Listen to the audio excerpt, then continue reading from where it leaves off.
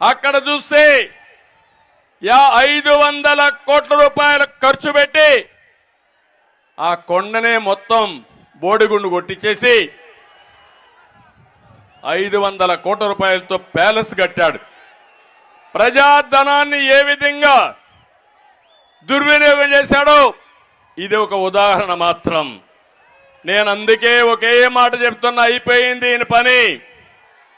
మళ్ళీ రాజధాని అమరావతిగానే ఉంటుంది. ఈ తిరువూరు మహాసభలో చెప్తున్నా, మన రాజధాని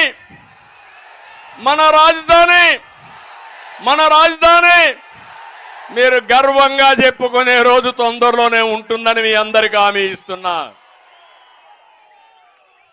ఒకప్పుడు దేవతల రాజధాని అమరావతి, 5 కోట్ల ప్రజా రాజధాని మన అమరావతి.